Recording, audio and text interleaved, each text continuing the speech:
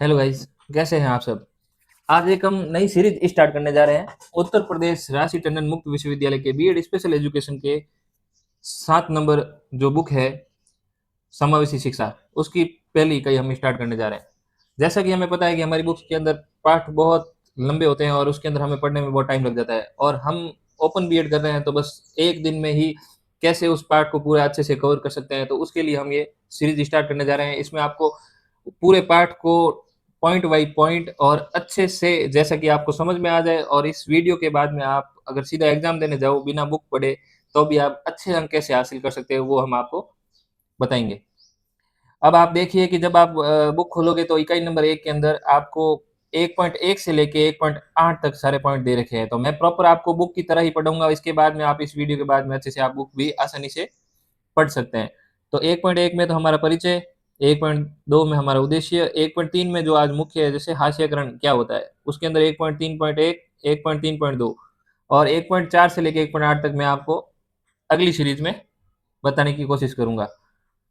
आज हमारा 1.1 और 1.2 इसके अंदर परिचय और उद्देश्य। इस पाठ जो पहला पाठ है हमारा, इसका जो उद्देश्य है उसके बारे में दर्शाया गया है कि समावेशी शिक्षा क्या होती है। तो समावेशी शिक्षा का अर्थ एक ही छत के नीचे, एक ही छत के नीचे सामान्य हो चाहे विशेष बच्चा हो, उसको एक साथ में जब अध्ययन करवाया जाता है उसे कहते हैं हम समावेशी शिक्षा। और इसी को जानने के लिए हमें ये पाठ पढ़वाया जा रहा है। इसके क्या उद्देश्य है? सभी बच्चों को समान अवसर मिले, भेदभाव कम हो, आत्मविश्वास बढ़े और समावेशन जल्दी से जल्दी स्थापित हो।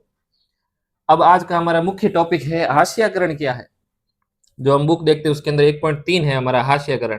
तो हास्याकरण का अर्थ होता है समाज से अलग कर देना, यानी बहिष्कार करना, चाहे वो सामान्य हो चाहे विशेष बच्चा हो, चाहे अपन कहते हैं कि हमें समाज से मतलब बाहर कर देना। तो हास्याकरण वो होता है कि आपको एक दरकिनार कर दो, यानी विशेष बच्चों को जब विशेष बच्चे पैदा होते हैं तब उनको उनके घर वाले भी हीन दृष्टि से देखते हैं, उनका समाज उनको हीन दृष्टि से देखता है, और उन्हें कभी अपने साथ में ना तो उन्हें अपने दोस्त बनाते हैं ना उनकी हेल्प करते हैं। तो एक तरह से उनको हाशिए पे रख दिया, मतलब तलवार की नोक पर रख दिया है। तो ये हास्यकरण का अर्थ अगर अपने कॉपी में सवाल आ जाए कि हास्यकरण क्या होता है, अगर 2 नंबर का सवाल आए तो सिंपल सा अर्थ देखना है कि समाज से अलग कर देना, यानी व्यक्ति को मुख्य धारा से दूर कर दिया जाता है। दिव्यांगजन अक्सर इस स्थिति का सामना करते हैं। उन्हें शिक्षा हो चाहे रोजगार हो चाहे सामाजिक अवसर हो, उनसे दूर रहना पड़ता है। अब आपको ये अच्छे से समझाने के लिए मैंने इसमें कुछ दृश्य भी ऐड किए हैं। जैसे दृश्य नंबर 1 देखिए, एक विकलांग बच्चा है जो स्कूल जा रहा है। दूसरा दृश्य देखिए, इसके अंदर वो सामान्य बच्चों के साथ में पढ़ना चाह रहा है। इसने हिम्मत करके स्कूल जाने की कोशिश की, वो सामान्य बच्चों के साथ में पढ़ना चाह रहा है, लेकिन टीचर द्वारा ये कहा जाता है कि हमारा रिजल्ट खराब रहेगा, हम उस बच्चे को एडमिशन नहीं देंगे। तो ये आप एग्जाम्पल भी इसके अंदर अगर बड़ा क्वेश्चन आ जाता है कि हास्यकरण क्या है, इसको विस्तार से बताइए, अपने 10 नंबर का एक क्वेश्चन आ जाता है, तो उसके अंदर आप तो कुछ भी नहीं आ रहा हो लेकिन हास्यकरण के ऊपर ये एग्जाम्पल भी आप लिख दोगे आधे पेज में, तो भी आपको बड़े अच्छे नंबर मिल जाएंगे। अब अगला है 1.3.1 हास्यकरण का प्रभाव। अब हास्यकरण के प्रभाव यानी कोई भी चीज का जब हम प्रभाव जानते हैं तो उसके 4-5 प्रभाव तो फिक्स होते हैं। टॉपिक जो आप कॉपी के अंदर आपको याद भी नहीं हो तो भी आप पॉइंट बना के लिख सकते हो, सामाजिक, मानसिक, आर्थिक, शारीरिक, संवेगात्मक, नैतिक। तो ये सब हमारे प्रभाव है। इस पे क्या प्रभाव पड़ेगा? जैसे सामाजिक प्रभाव, अगर वो बच्चा हास्यकरण पे है तो उसमें सामाजिक प्रभाव क्या पड़ेगा कि उससे दूसरे बच्चे उनसे मिल नहीं पाएगा, समाज से उसका अलगाव हो जाएगा, उसके साथ में भेदभाव किया जाएगा, उसके साथ में उपेक्षा की जाएगी। मानसिक प्रभाव क्या पड़ेगा? जैसे एक दिव्यांग बच्चा है, अगर उसके साथ में उसके कोई दोस्त नहीं है तो वो क्या करेगा? खुद को हीन दृष्टि का महसूस करेगा, उसमें तनाव आएगा, वो निराशा उत्पन्न होगी उसके अंदर। शारीरिक प्रभाव क्या पड़ेगा?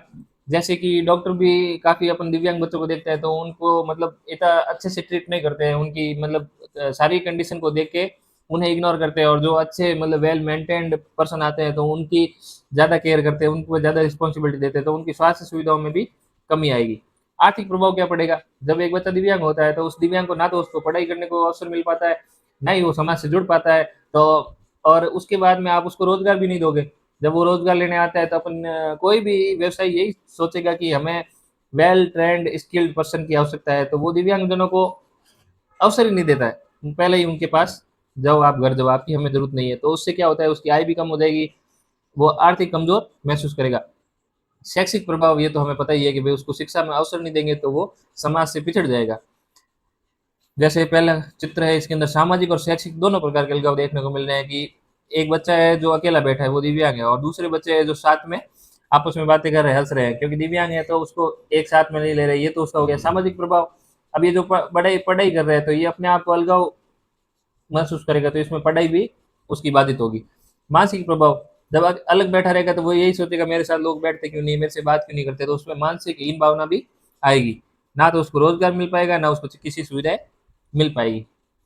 अब हास्यकरण को प्रभावित करने वाले कारक क्या क्या कारण है, जो कारक है जो हास्यकरण को प्रभावित करते हैं, ये जितने भी कारक लिखे हुए हैं 8, ये पूरे अपने बुक के अंदर इस सेम 1.3.2 यूनिट के अंदर लिखे हुए हैं। बस फर्क इतना है कि मैं इनको आपको अच्छे से समझा दूंगा और बुक्स के अंदर ये 2-4 पेज में, आप इस वीडियो को देखने के बाद में आप एक बार अपना पाठ खोलना और यहाँ तक जितना मैंने आपको बताया है उतना आप देखना, आपको पता चलेगा कि आप आसानी से उस पाठ को पढ़ पा रहे हैं। अब हास्यकरण अपन को पता चल गया कि हास्यकरण है क्या, समाज से अलग कर देना। उसके बाद में हास्यकरण का प्रभाव हमने देख लिया, सामाजिक, आर्थिक, मानसिक, संवेगात्मक और नैतिक, शारीरिक। उसके बाद में अब हम पढ़ने जा रहे हैं कि हास्यकरण को प्रभावित करने वाले क्या क्या कारक है। सामाजिक भेदभाव और असमानता, किस कारण से हास्यकरण बढ़ रहा है? पहला कारण है सामाजिक भेदभाव, हमारी जो सोचने की क्षमता है, हम पहले से ही वो दृष्टिकोण बैठा लेते हैं कि ये बच्चा दिव्यांग है। जैसे कि हम बीएड स्पेशल एजुकेशन करने जा रहे हैं, हम भी इन विशेष बच्चों को पढ़ाएंगे, तो आप देखना कि सामान्य टीचर हमसे भी अलगाव, हमें भी हास्यकरण पर रखने की कोशिश करेंगे। वो कहेंगे ये तो इन दिव्यांग बच्चों के टीचर है, ये तो लूले लंगड़ों के टीचर है। तो वो ये हमारे समाज का दृष्टिकोण है, इस वजह से ये हास्यकरण बढ़ रहा है। तो हमें इस पे जागरूकता करनी है और इस हास्यकरण को कम करना है। दूसरा है शिक्षा के अवसरों में कमी, जब बच्चा शुरू में पढ़ने जाता है तो काफ़ी अक्सर हमें ये देखा जाता है कि घर से वो विद्यालय तक की दहलीज तो पार कर लेता है, लेकिन विद्यालय के जैसे ही अंदर पहुँचता है तो प्रिंसिपल द्वारा उसको बाहर भेज दिया जाता है कि भई हमारा रिज़ल्ट खराब होने के कारण हम इस बच्चे को एडमिशन नहीं देंगे। तो पहला पॉइंट हो गया सामाजिक भेदभाव, दूसरा पॉइंट हो गया शिक्षा के अवसरों में कमी, जब उसको एडमिशन ही नहीं दोगे आप, उसको पढ़ने लायक ही नहीं समझोगे, तो वो पढ़ भी नहीं पाएगा। तीसरा आर्थिक कमजोरी और गरीबी, क्योंकि ना तो वो पढ़ पाएगा तो उसे रोजगार नहीं मिलेगा। चौथा पॉइंट यही है रोजगार के अवसरों में कमी। पांचवा है स्वास्थ्य सेवाओं का अभाव।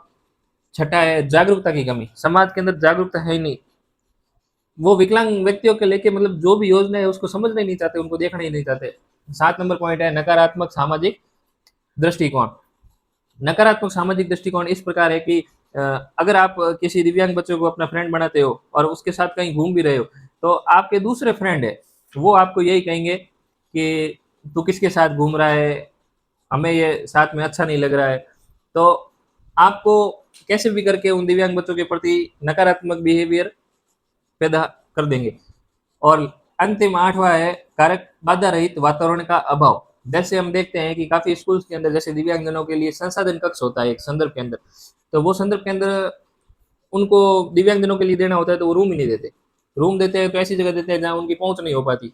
जैसे दिव्यांगजन विद्यालय में प्रवेश करता है तो उसके लिए ना रैंप होनी चाहिए, उसके लिए रूम विद्यालय के एंट्री गेट के जस्ट पास में होना चाहिए उनके लिए रूम, उनके लिए साइन बोर्ड होने चाहिए, जैसे ब्लाइंड बच्चा है तो उसके लिए टैक्टाइल्स होने चाहिए और उसके लिए जगह जगह ब्रेल के साइन भी होने चाहिए। तो आज हम अपना सेशन यहीं तक समाप्त करेंगे। और अगर आपको ये वीडियो अच्छा लगा हो और ऐसे ही जो बीएड स्पेशल एजुकेशन के जितने भी पार्ट है, जितने भी इकाइयाँ हैं, उनका अगर अध्ययन करना हो तो इस चैनल को सब्सक्राइब करें, अपने दोस्तों के साथ शेयर करें और कमेंट्स में लिखें जो नेक्स्ट टॉपिक हम जल्दी इस वीडियो के बाद में आपका अच्छा रिस्पांस मिलने पर हम आगे इसको कंटिन्यू करेंगे। धन्यवाद।